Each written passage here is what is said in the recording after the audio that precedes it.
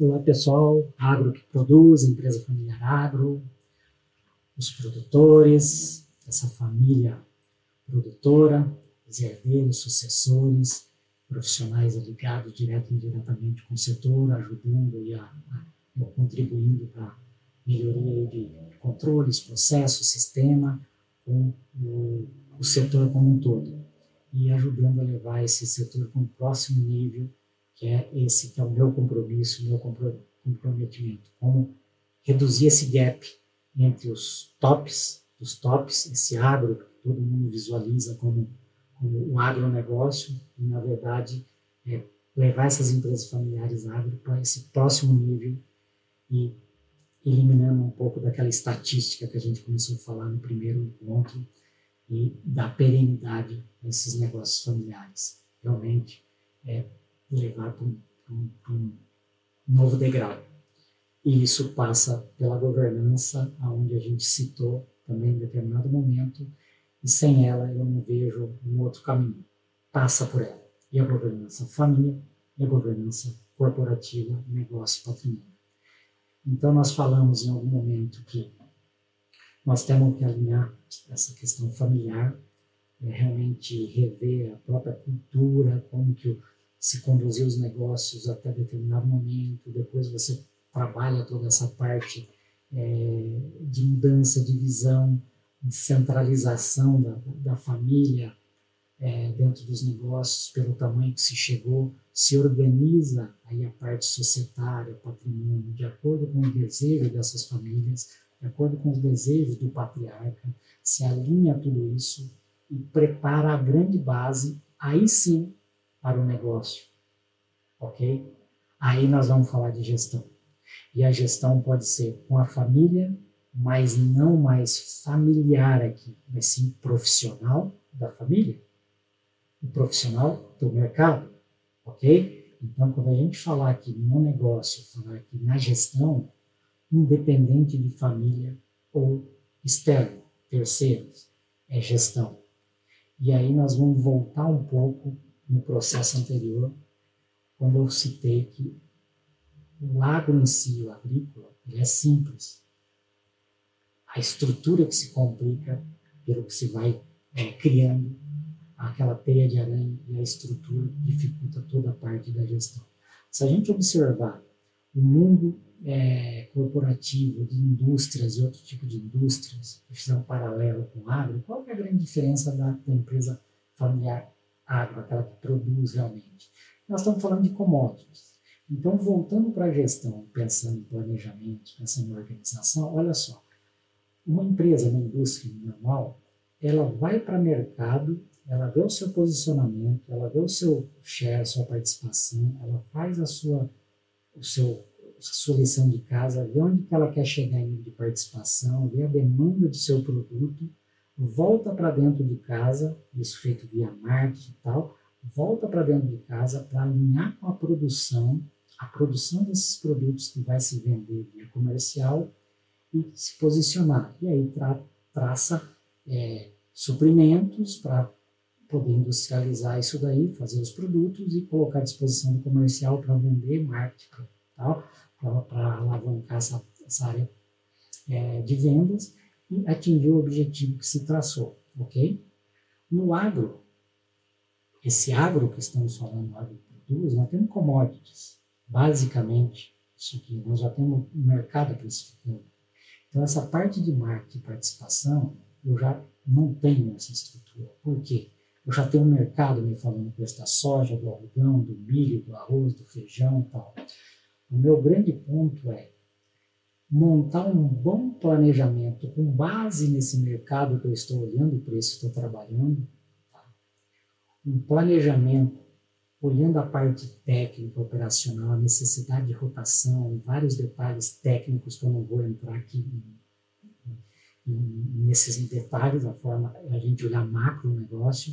Então tem várias técnicas que a gente trabalha com a produção, os agrônomos, com os técnicos e tal, a necessidade e tentando olhar o melhor mix de acordo com o mercado, olhando o futuro, tal, preços, para tentar dar o melhor mix dentro da minha estrutura de terra, meu portfólio, que eu consiga trazer o melhor resultado, a melhor margem e que entrega mais reais no final do dia para o financeiro administrar. Ou seja, eu tenho uma olhada no mercado, eu tenho um planejamento agrícola, eu tenho um comercial e eu tenho um financeiro. É uma engrenagem, três engrenagens trabalhando sincronizado. Produção entregando, comercial pegando e entregando reais para o financeiro administrar esses recursos. Simples assim, ok? Qual o nível de complexidade que a gente vê toda essa experiência de quase que 30 anos no setor que a gente vive? Essas engrenagens muitas vezes não se conversam. Primeiro que centraliza. Então, conforme a empresa vai crescendo, quem está centralizando, geralmente o presidente, o dono, o produtor, ele começa a perder isso daqui. Então ele perde times, ele perde a produção onde ele mais foca, ele começa a perder eficiência, e aí vai afetando o comercial, vai afetando o financeiro, e às vezes se instala o problema financeiro, como eu citei, que daí ele pede ajuda e vai buscar alguém para ajudar o financeiro, quando na verdade o problema volta para a estrutura lá na família. Organização, descentralização e realmente não ser o super-herói. Então esse é o grande desafio, talvez o maior dos desafios dentro da empresa familiar agro. Tá? É essa descentralização, entender que é grande sim. Falar em 50 milhões, 100 milhões, no braço e produção, e comercial, e financeiro, e crédito, e pessoas e tal. Tem que ter uma organização hierárquica. Tem que ter, sim, uma divisão. Por menor que seja a empresa familiar, ela não é diferente de uma grande multinacional.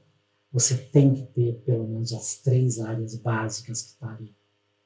Colocando numa ordem dentro do agro, a produção, o comercial e o financeiro. E se fosse voltar um pouco para o planejamento, a gente colocaria o financeiro, o administrativo financeiro no início, ajudando nessa parte de planejamento, o grande planejamento orçamentário.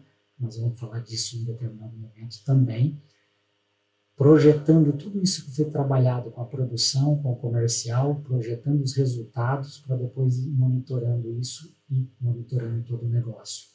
Partindo daqui, a produção fazendo bem feito, tendo eficiência, o comercial sincronizado com a produção, buscando os melhores preços e a produção as melhores produtividades, nós já estamos garantindo um melhor resultado e muito mais reais dentro do nosso financeiro. Ou seja, essa fórmula básica, vamos falar que seria uma fórmula arroz com feijão dentro do agro. A sincronia das 3 áreas e que isso se fecha até matematicamente, que eu costumo falar, e geralmente as empresas que não têm auditoria têm dificuldade de fechar esse número, que é o quê?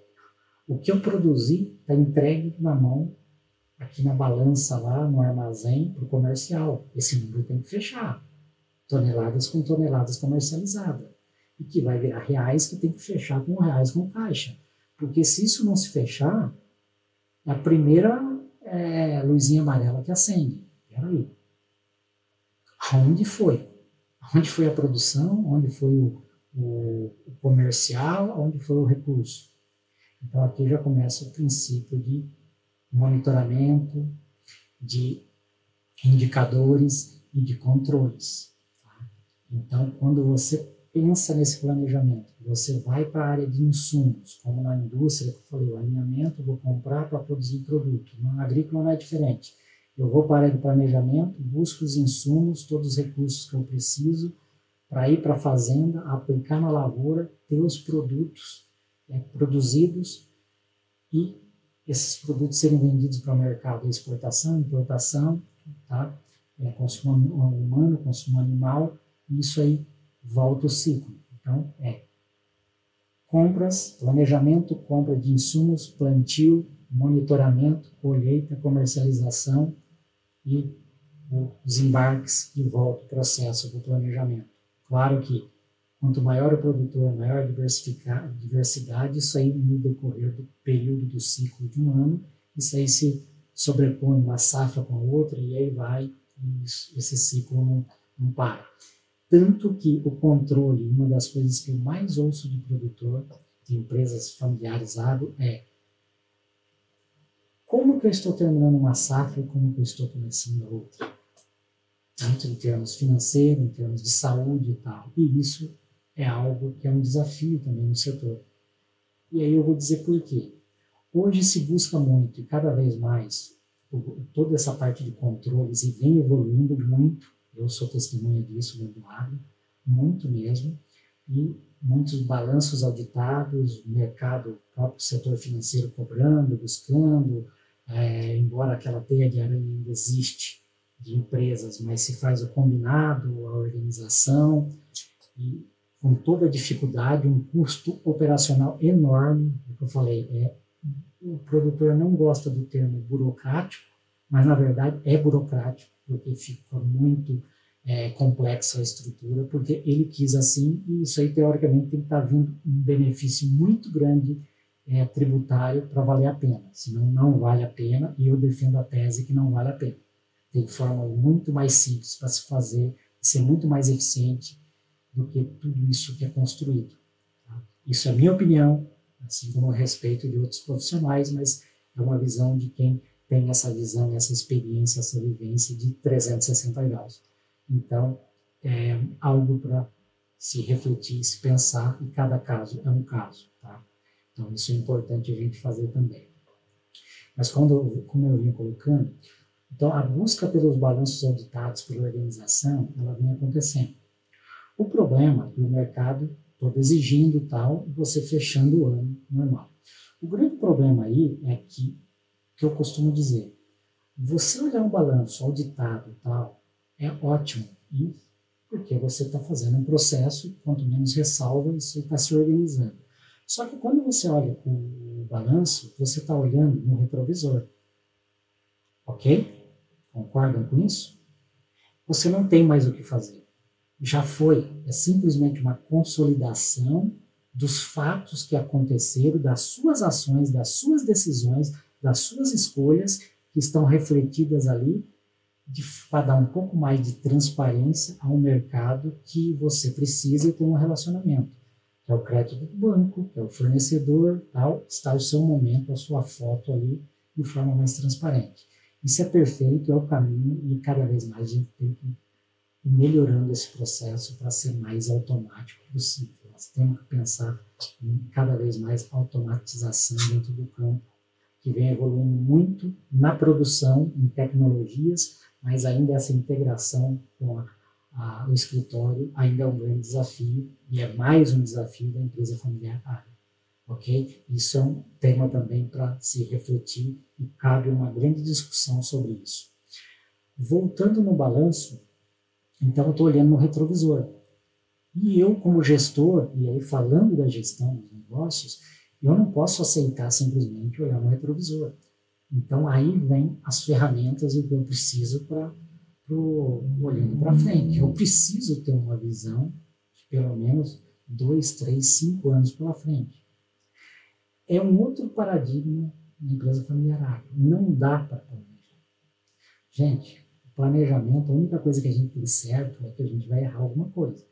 Mas ele tem que ser uma espinha dorsal, um direcionamento onde você vai revendo e ajustando em cada safra, em cada ciclo, em cada janela de verão, inverno, e você vai atualizando isso.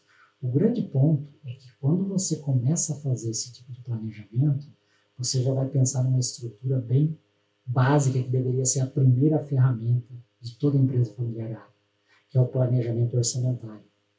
E eu não estou falando no planejamento técnico operacional da produção, que é o que realmente que a maioria tem, se faz os cálculos e se chega em valores.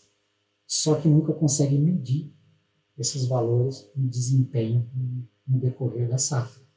E aí está o outro grande desafio do agro em termos de gestão. E aí nós já estamos indo para um ponto que a gente tem que pensar e tem recurso interno para fazer, e tem conhecimento e tem didática. O que falta, de novo, é direcionamento, visão, entender o que se quer, olhar lá na frente o que eu quero, voltar, começar a conduzir esse trabalho. É uma viagem para se conduzir isso, mas é uma gestão gerencial. Eu preciso ter uma contabilidade gerencial dentro do negócio que me faz olhar o para-brisa, olhar lá na frente para tomar as ações e melhorar isso. Se eu parto do princípio que o agro, de partida, quando eu começo a planejar e estou comprando os insumos, teoricamente eu estou comprado. Ou eu comprei em dólar, ou eu comprei em reais, ok?